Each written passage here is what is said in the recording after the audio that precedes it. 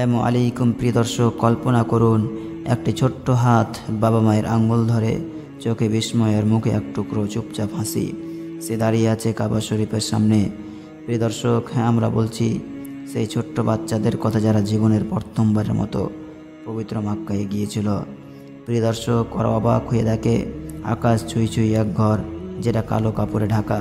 কাবা শরীফ, চারপাশে হাজারো মানুষ, সবাই দোয়া করতেছে, কান্নায় সব ভেঙে পড়েছে, তাদের চোখে পানি। প্রিয় দর্শক, তারা চিন্তা করছে, ভাবছে।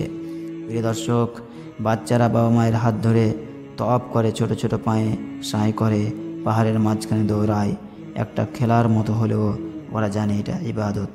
প্রিয় দর্শক, একজন বাচ্চা বলতেছে, আল্লাহ, আমি যেন বড় হয়ে আবার আসতে পারি।